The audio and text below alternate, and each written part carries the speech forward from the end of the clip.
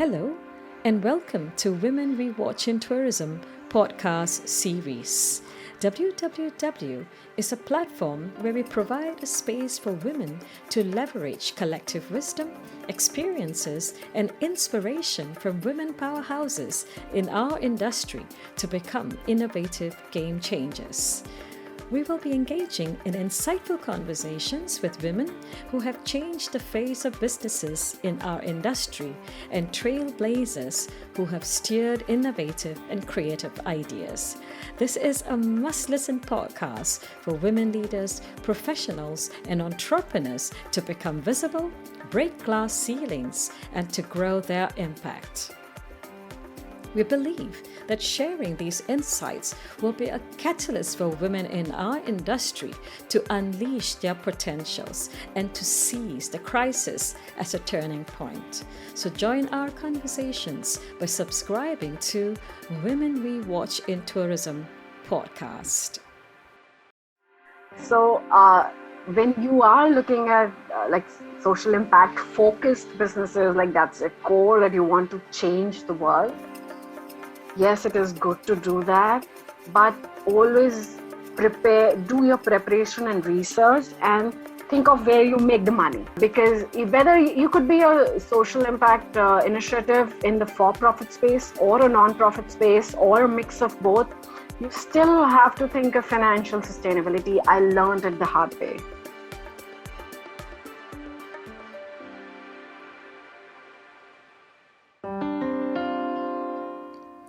Hello, and welcome to Women We Watch in Tourism podcast series.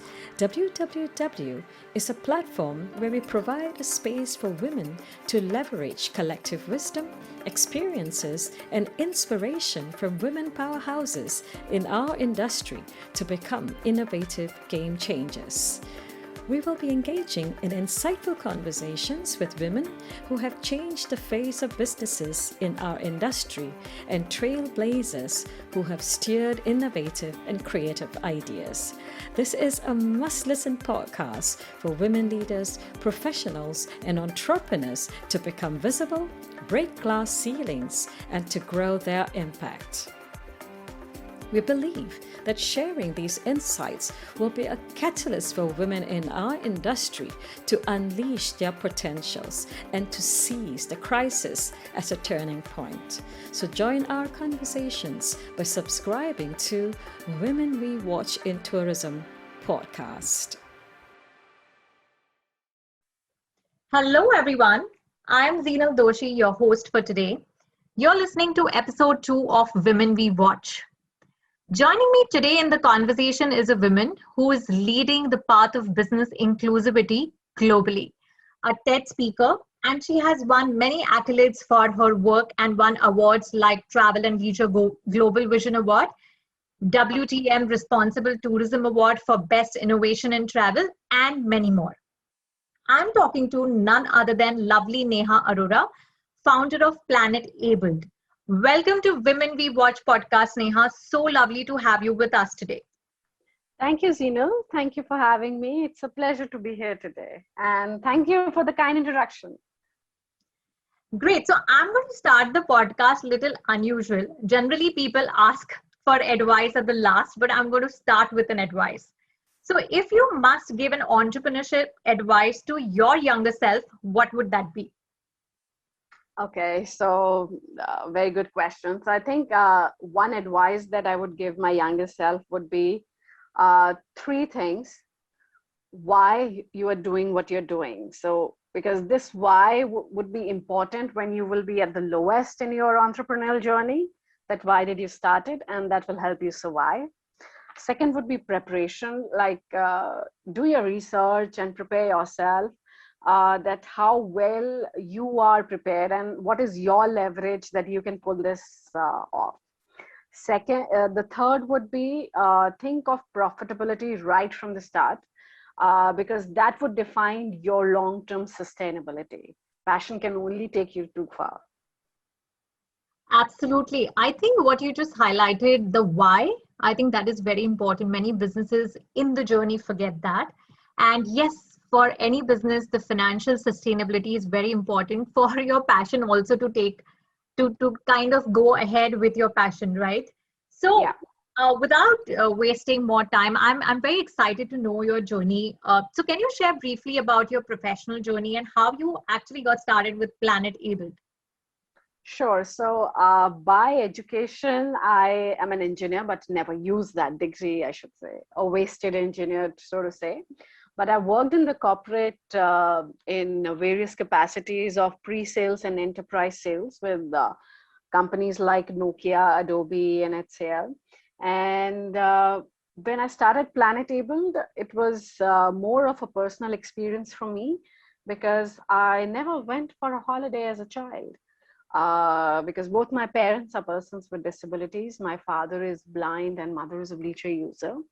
And like our peers, when I was young, I never went for a summer holiday or a winter vacation. It was just limited to grandparents' houses or school picnics. And when I started earning, I was like, okay, we have more money. Maybe things would be better. But it wasn't the case. It was like you travel to 2000 miles only to realize that the place is not accessible or doesn't give you the kind of experience you would look forward to. Or people would pass comments that if you face so much trouble, why do you even come?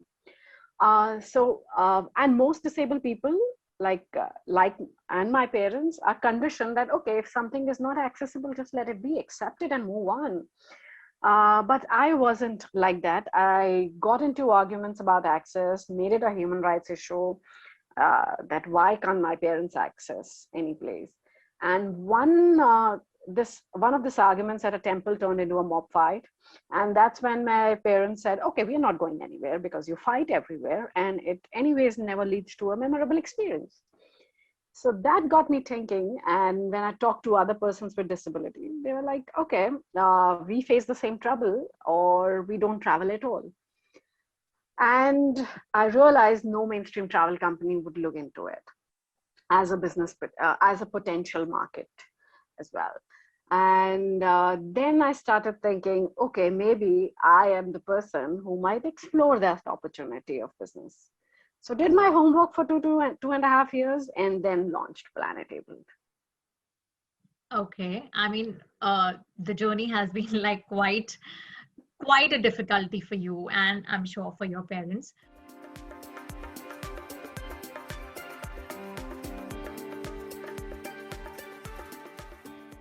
You spoke about acceptance, Neha. So when you started with Planet Able, what was the acceptance and especially the trust value when you started with Planet Able, especially from the differently abled community?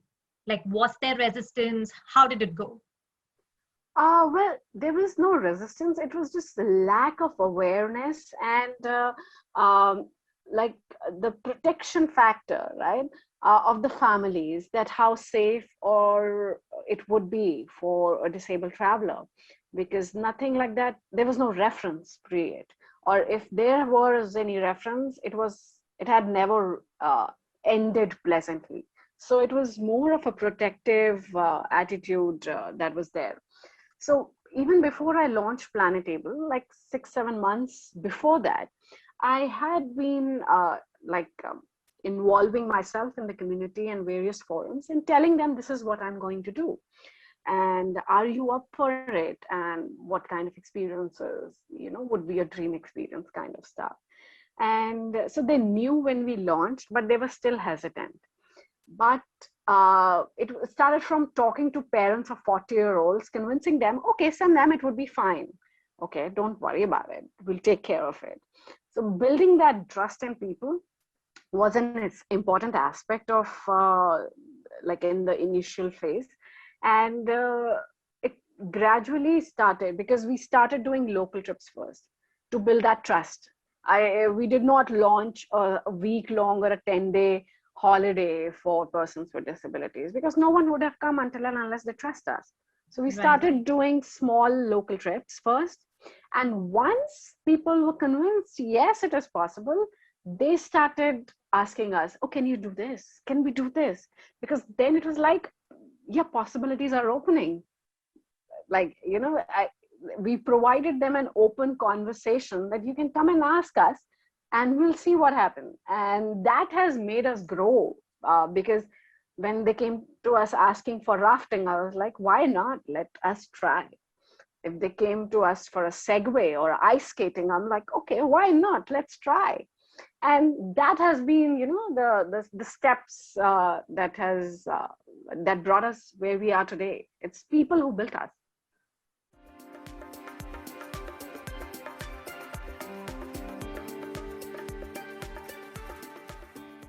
So, in one of your TED Talks, you spoke about business of inclusion. Mm-hmm. What has the journey of business of exclusion to inclusion has been so far? Well, it is still ongoing. It's still a long, long way to go. But right when we started, from like when like 6 years ago, when you used to reach out to hotels, they were like, no one travels. Why do we accommodate persons with disabilities at all? But I had to tell them they don't travel because you're not accessible. It's a catch-22. It's not something that they don't want to travel. So the mainstream hospitality industry wasn't even considering them as a potential market, which they can tap into, because disability is often linked to charity, right? So right from that, considering them as customers, like it has been quite a journey, because nothing happened until and unless I put money on the table.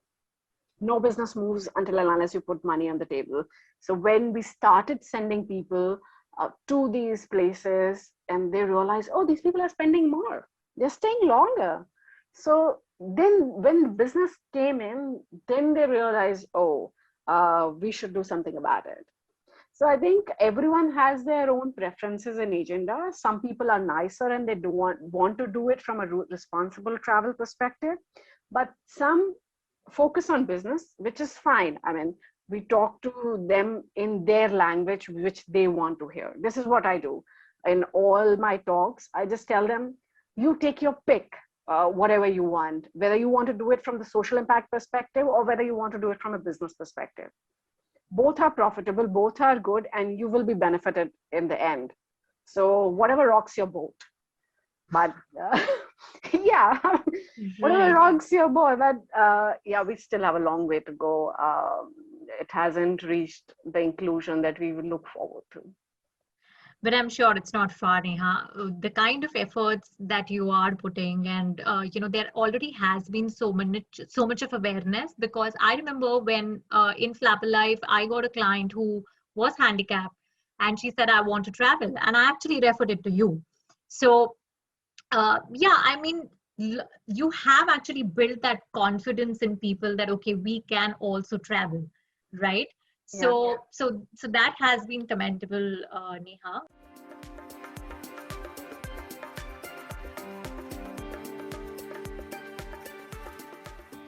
In your professional journey, there has been many ups and downs. Let us know about the downs that you are proud of and how they helped you grow. I think the downs has been, I would call them learning, so to say. Like being bankrupt couple of times has been down, I should say. Yeah, that was a tough time. But I think during that time also, even when my friends asked me, maybe you should go back to the corporate and earn some money and then come back when you are stable. Um, this thought never occurred to me that I should go back, because I had burnt all the bridges. In the sense, when I started Planetable, I went with the conviction that there will never be any plan B. And that's where, it stuck with me that you will survive this. I did survive. I think that's the biggest down I've had.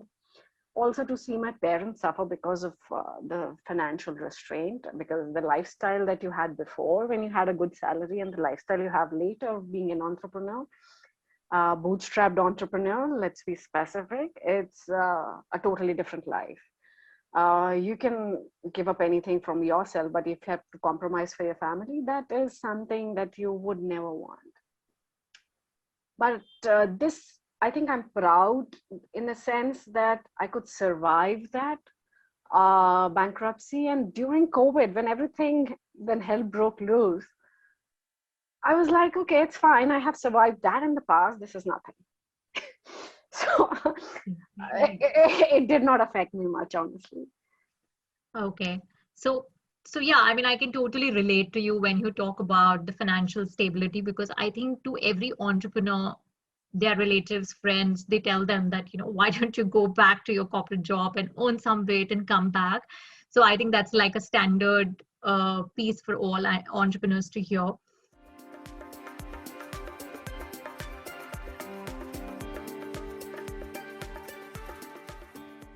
So how do you describe yourself as an entrepreneur, and qualities that make you different, and the skills you are still working on?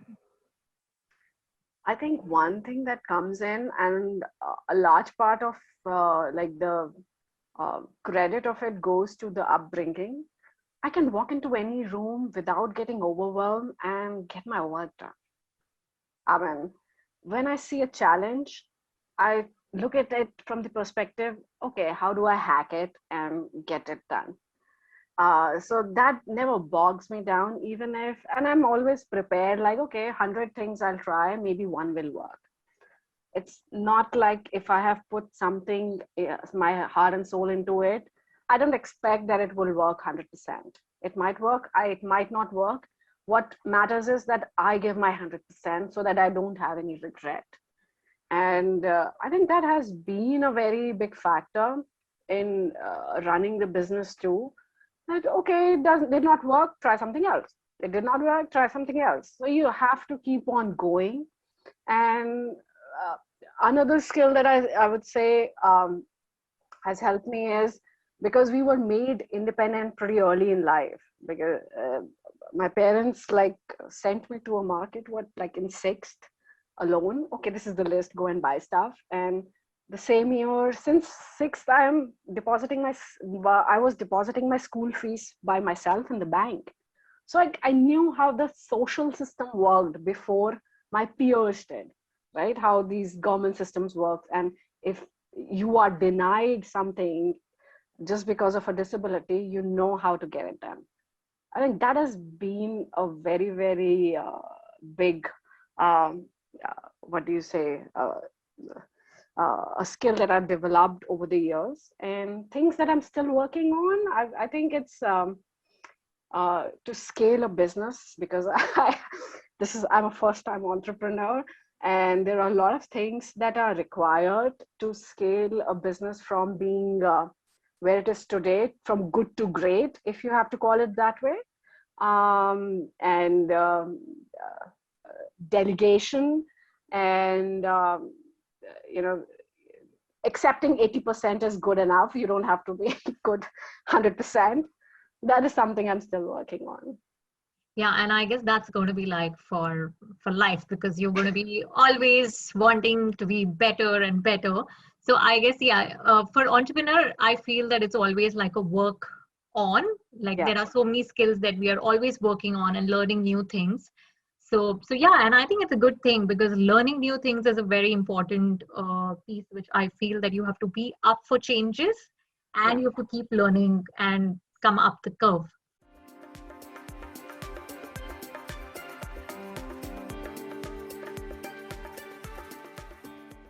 So when we talk about learning, Neha, I'm sure there are mentors in every professional journey. Uh, do you have uh, you know a mentor in your professional journey, and what is your take on mentorship, especially when it comes to entrepreneurship? I think it works differently for different people. There is no one way around it. I mean, and this I'm saying from my own personal experience, because some people can get along with one mentor and work closely with them. Some people need to find different mentors for different aspects of their business and life. So, like, for one particular thing, you go to one mentor who is, say, for finance, you have another mentor, and for strategy, you have another, and for your own personal life, uh, you might have a coach that could be your mentor. So it depends what works for you.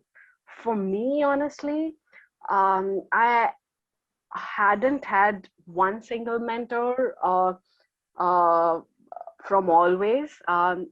It was more like I'll try to learn anything from anyone who can teach me anything. So if I get stuck in something, and I look for the best person who would be able to help me out in that.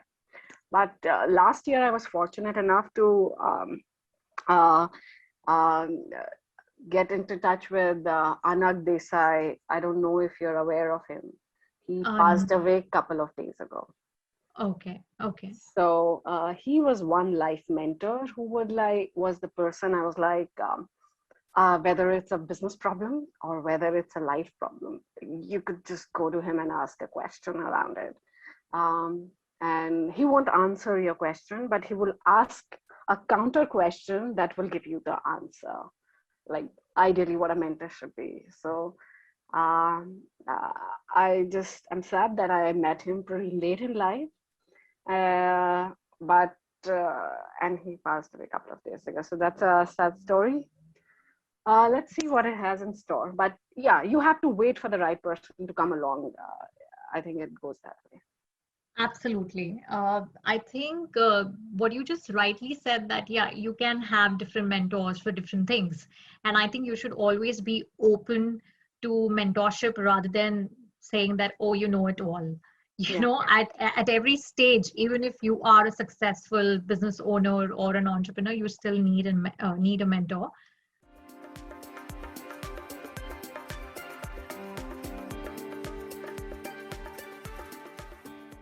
So moving to the next question, Neha, while you have already answered this, Mm-hmm. I feel that, I still need to ask you this as a business. Mm-hmm. So pandemic has been harsh on tourism industry. I mean, there's no doubt about it. Mm-hmm. How has it impacted you and the business and your coping strategy to this? So honestly, like I mentioned earlier, like being bankrupt early in the business helped. And that was the perfect coping strategy.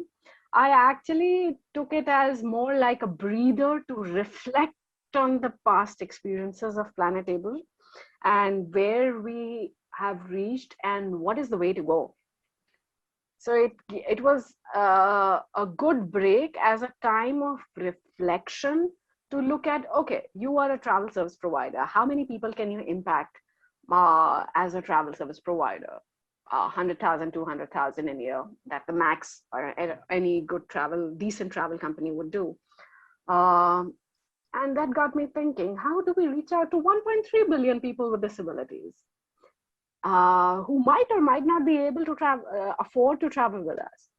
And that's where Planet Able 2.0 came. I mean, it took me a while, honestly, more than a year, by dabbling into various stuff, doing a lot of experiments, what would work and what not.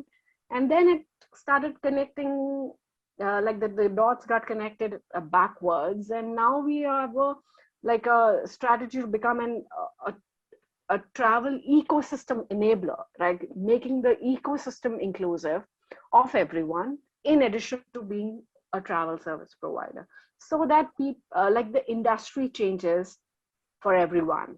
It becomes inclusive by itself, whether it's the hospitality industry or the travel industry. Like they are intermingled, but they need to become inclusive and accessible for all types of travelers. And that's what we are going to do now. So I take it as a positive takeaway, and it has impacted financially, yes. And I would say we were fortunate enough to have had a good year before to survive this, and we'll sail through. So That's really good to know, Neha. So you spoke about social impact. mhm. So what is your advice to entrepreneurs who want to create a social impact? uh, See, every business, if you look at it, has a social impact in some way or the other, directly or indirectly. So when you are looking at like social impact focused businesses, like that's a core that you want to change the world, yes, it is good to do that, but always do your preparation and research and think of where you make the money. Because whether you could be a social impact initiative in the for-profit space or a non-profit space or a mix of both, you still have to think of financial sustainability. I learned it the hard way, telling you, by hit and try. Yeah. Right from the start, think of where you will get the money from and then plan your initiatives. Yeah, how will you earn the money, or whether it's a non-profit, so how will that money come in to fund any of your projects? And stick with your why you're doing it, and have your principles and ethics in place. Right. This is inspiring, and I'm sure it will help our listeners, whoever is wanting to create a social impact.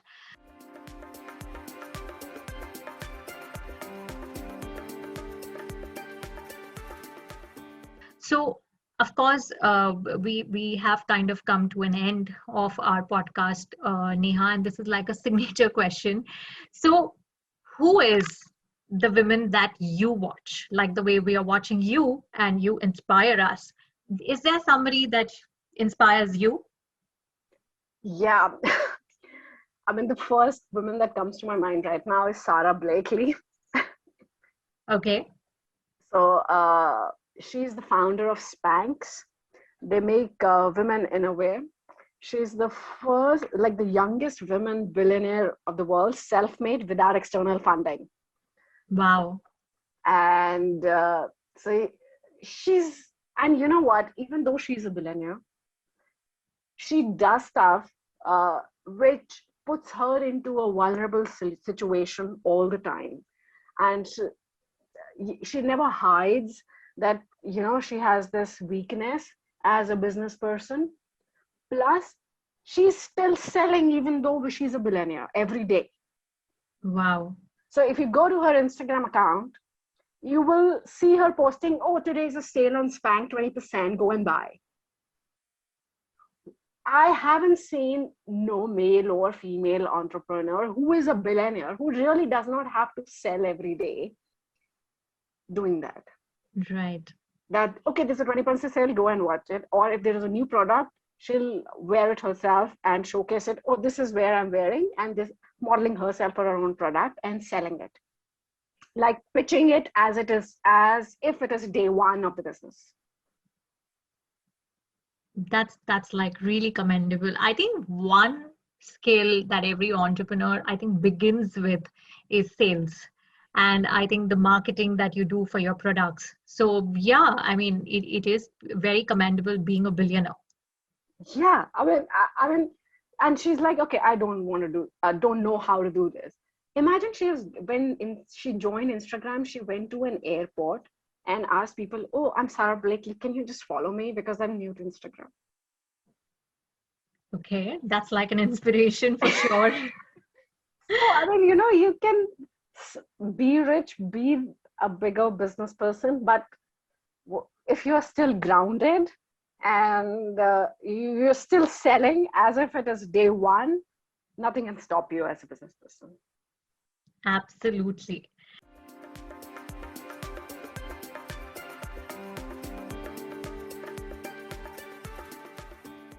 So, what is one takeaway that you want listeners to get from this episode and your experience? I think since it's a women-focused episode, and we still have a lot of women who are still like afraid to take that leap of entrepreneurship, I would say don't listen to anyone. That's one takeaway I would want to tell you.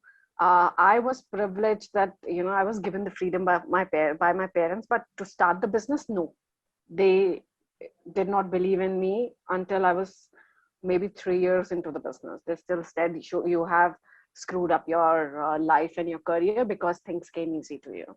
So you don't have to listen to anyone, because as an entrepreneur, only you know what you are up to. Only you know what the difference that you will make to the world, or what is your purpose with the business or life. I mean, for me, Planetable is more of a purpose that chose me to do make a difference. So if you can find that purpose, uh, like just grab it, because that enlightenment comes very few people, that what is your purpose in life. Keep looking, and once you find it, never let it go, and never let anyone ever stop you from doing what you want to do. And question damn everything in life. Don't ever follow what the world has been telling you for decades. Break those norms that has been thrust upon you. Absolutely bang on, Neha. And I think that's very, very important to not listen and find your purpose, because that is something which is going to take you to places and get you going. So, we have come to our end of the episode, Neha, and this is the last question to you. That if our listeners want to connect with you online, if they are interested in finding out more about your work, how do they do that? And tell our listeners, how they can reach out to you. Sure. So you can go to planetable.com, planetabl.com, or you can Google Planetable and read the various articles or stuff about us. And if you have to reach out to me directly, I'm there on all social medias. You can just Google Neha Arora Planetable and I would come there. Or you can reach out to my email at neha@planetable.com. Wow, thank you so much, Neha, for joining us today. I hope our listeners found your journey very, very inspiring, and I'm very sure it is inspiring. So please reach out to her if you want to know more about her work. And wishing you all the very best, Neha, and stay safe and take care of yourself. Thank you, Zinal. It was a pleasure having this conversation today. You also stay safe and take care.